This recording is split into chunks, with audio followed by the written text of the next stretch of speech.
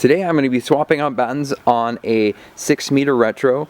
As I swap out the battens, I'm going to tune the draft profile to make the profile further forward. My goal is that this will make it even a better sail for windfoiling. These are the 3 battens that were not broken. They're all solid with tapers.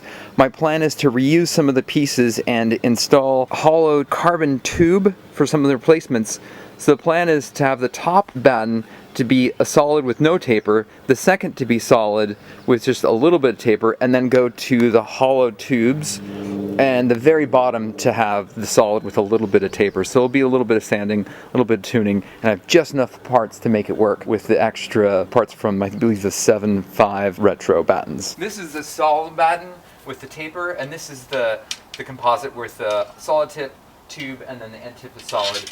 And it is close, but holding from the same spot down and going out, you can see that the concave, or the apex, is further forward on this one than this one.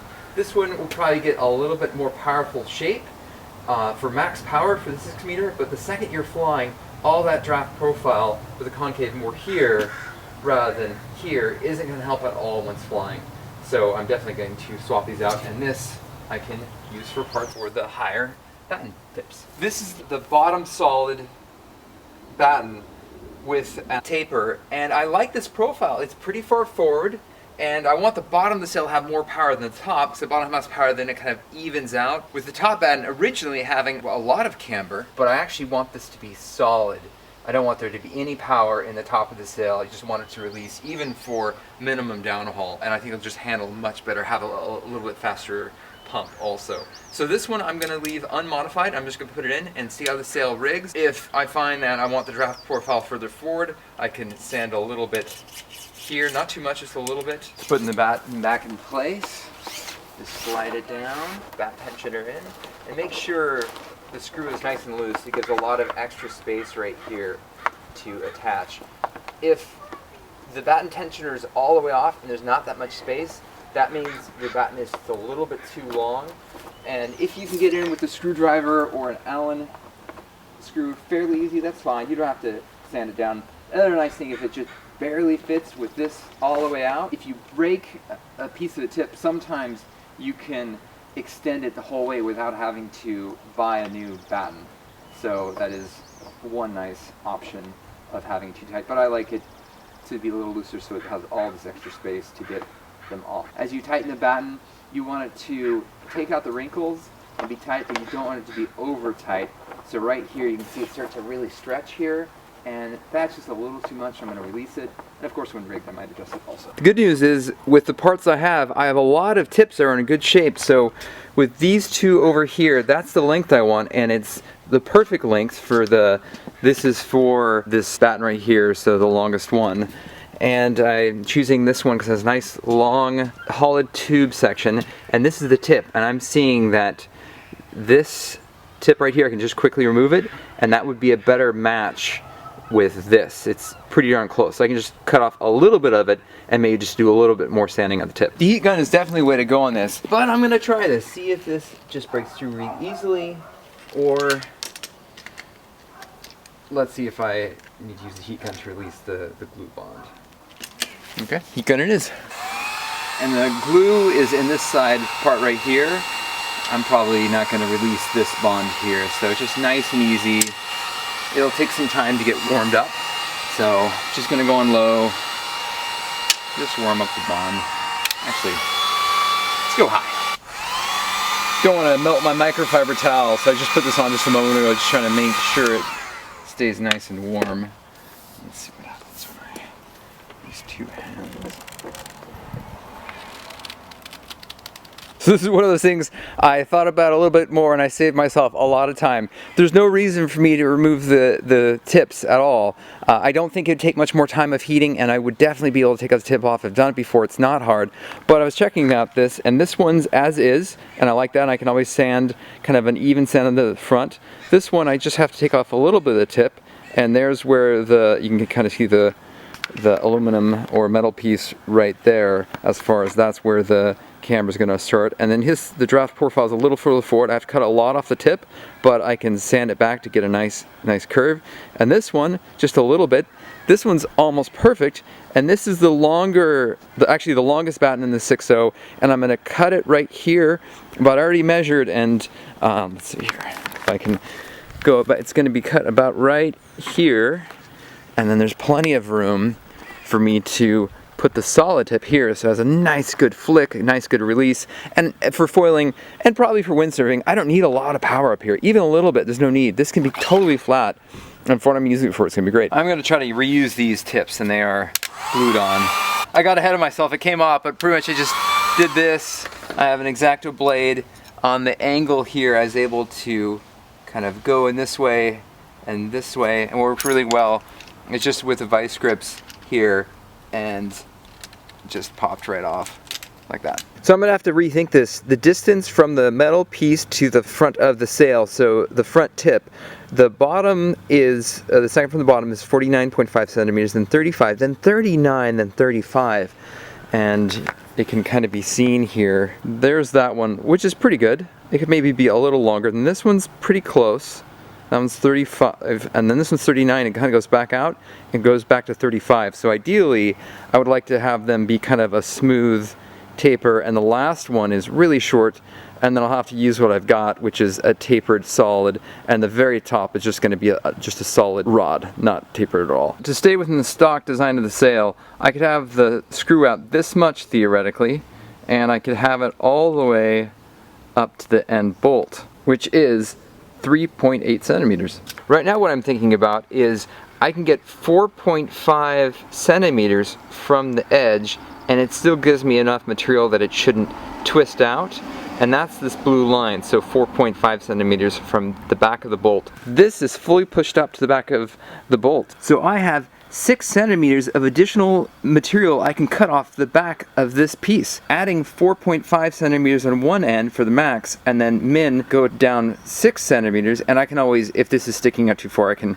cut off the end just a little bit. I mean, I don't want to, but if one bolt, to make this work with the parts I have, the screw would be out to about here, so if I cut off a little bit, it's fit in a little bit more. So the second temp is much better. So the second from the bottom batten, the tip is 53.5 centimeters, third is 43, then 35.5, and 32. And for the parts I'm working with, this works out just fine. What I realized with the rod end piece touching the back of the bolt, there was 6 centimeters of extra space. I'm able to cut some off the back without this tip touching the end of the plastic coupling piece. And I will still have to take some off the tip. 4 centimeters off this, 6 centimeters off of this, and then actually get some extra 2 pieces. I'm able to go up to 5 centimeters rather than the 3.5 centimeters, and I can extend this out and this one out, so I can cut more off the tip than I had previous measured. And for this, I'm going to use just a solid rod on the top and a tapered solid rod for this one, just to make do. But if I find if there's too much curve here, I can always order a solid carbon batten with a very small tip. Also, I found I'm actually going to do some, I think this will be faster than sanding, just removing the tip and re-gluing it. So I found this one's almost just right with swapping the tips. This one is perfect. This one is fine the way it is, so I'll just cut it. And this one is also perfect. So rather than cutting a bunch of tips that I may want in the future, I'm going to just use a heat gun and slowly work it out, break the glue mold, and then pull them out and swap it in, put a bit of super glue or tape or both, and that will save me some time on sanding. Nice, with more heat gun and a crescent wrench off the end of the batten, it worked well. I was starting to pry into this and it started to wreck it. I think there's a much better torque load. It's further away, but that seemed to work, and it made a pop almost like, ooh, did I break the batten tip inside? And there, it should just come out. But no, it makes a little pop when it cracks the glue. Just take a few minutes, probably about 1 to 5 minutes, just kind of rotating, rotisserie it. But there, it's out. So that popping noise, it actually was it cracking. This piece removed from here. So I tried to pick at it, heat it up really high, and it's still kind of stuck. The glue is really good, a really strong glue, so I'm gonna try to drill it with a 3/8 bit. This is definitely not ideal. I'm definitely getting some carbon or fiberglass. I got it out. Did I damage the part? Probably. Fits tight and there's no real creaking, so I should be okay. I'll glue it in. I was gonna use just a tiny bit of glue at the end just to kind of hold in place. This one I'm using a lot of glue because I really wanted to make a really good contact in case there's any weakness. Hopefully the glue will strengthen it up. I'm gonna go fast on this. There we go. Twist. Oh, it's already in. Okay, that's it. I'm gonna hack off the back 4 centimeters. Give me the right length. For this batten with the heat, it released better on the actual inside. I'm gonna just put a little bit of super glue around this ridge and very quickly jam it in. There we go. That should be good. For this one, it's gonna definitely be way too stiff, so I'm gonna... Since this is super short, I know it's going to be way too stiff tip, so before I'm testing it, I'm going to sand down the edge and make it a little bit more lean.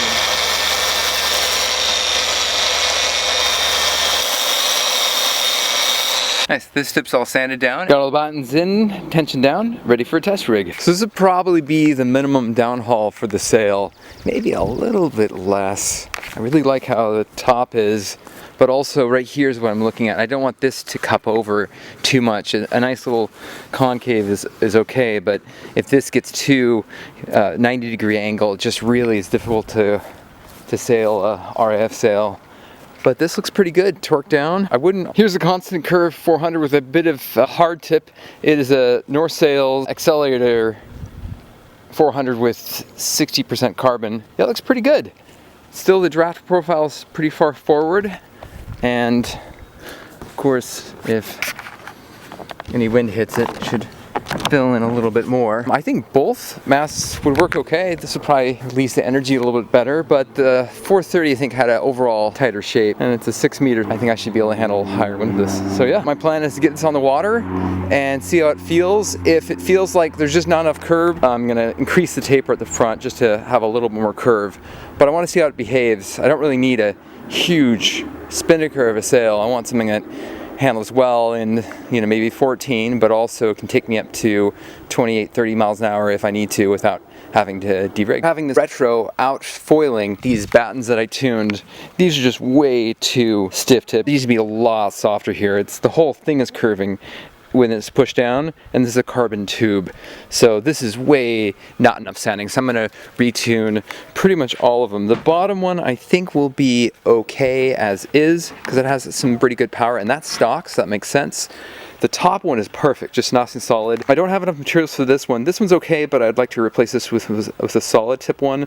This one I think I'm gonna leave, because a little bit of power maybe, but these middle 3, and this is, let's see, this is that one there. I'm definitely going to sand a lot to bring the profile further forward with less wind, because outfoiling, it's pretty much a flat sail, and it felt good, but there just wasn't enough power to make it usable in the 6/0 range. Starting sanding with batten 6.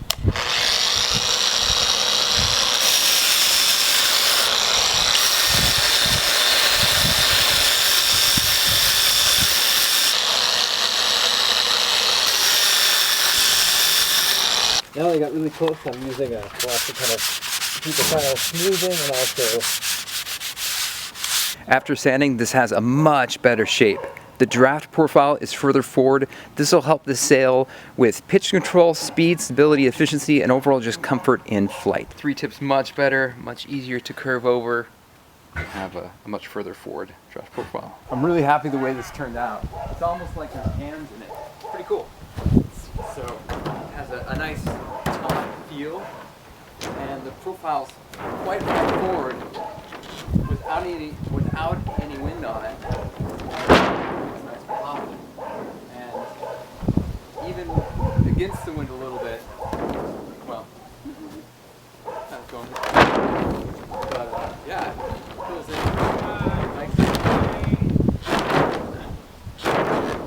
Really excited to see how this works in the water. It should be fun.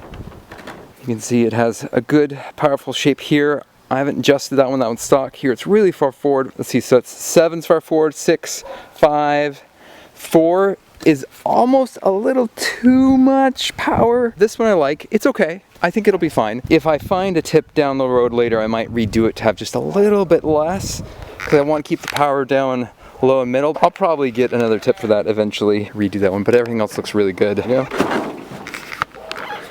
With batten 1 being the top and batten 7 being the bottom, this is batten 3. I'm glad I didn't adjust it, and there's almost no give, just a little bit of twist. And this is what I want to do for the most part. This is ridiculously twisty, and this is what I did for batten 5 and 6. So I actually am going to go for something like this, just a little taller, and maybe a tiny, tiny bit of sanding, just the tip, but this is the curve I want for batten 4. So this is the one untouched. This is batten number 3. A little bit of power, but I have to push over, and this is batten 4 now. Doesn't do much, and then it does twist over a little bit, but I really have to push on it. This is exactly what I was looking for. A little bit of power, but pretty straight, so it shouldn't have too much power up high. Should be able to release the energy and keep it down low where I want it. For good foiling fun. Well, I've had the 6 meter retro out for a few sessions, and I really like it. I like it with the 55% carbon 430 with a little bit of twist tip mast, and I have it rigged right now on the tensioner. I have just a little bit of a stool with a tully strap going here and a tully strap going here, and it pulls tension. So this is what it's going to look like, similar to on the water, and you can see right there it has really good flow. This may have a little bit too much for release for a foil specific sail, and this is about minimum downhaul, because right about there I don't want too much bend, and right up here it starts to be an acceptable amount, then it folds off. Where when I used more of a hard tip constant curve mast, that was not as amplified. But something about the sail, it seems to like foiling with a twist top mast. I can play around with it a little bit more. When I used the hard tip mast, this batten was way too soft, so the power went up way too high, and now I tighten that batten up so it's not quite as much power up there. The sail works well. It's really easy to do flying jibes. It offers a good power. This is, like I said, about minimum downhaul. I like to sail with it. I can pull more downhaul, and it'll really start to release the top, which will help a lot for higher wind. But with the 6 meter size sail, I can have plenty of power. I'd say probably about 14 miles an hour is all the wind I need to get flying on this. And I've not yet peaked out this sail, so I'm thinking probably around the 25-30 range is what the max of the sail would be for foiling. I'm just going to release the tension. It's kind of cool to see how the power changes or the profile changes.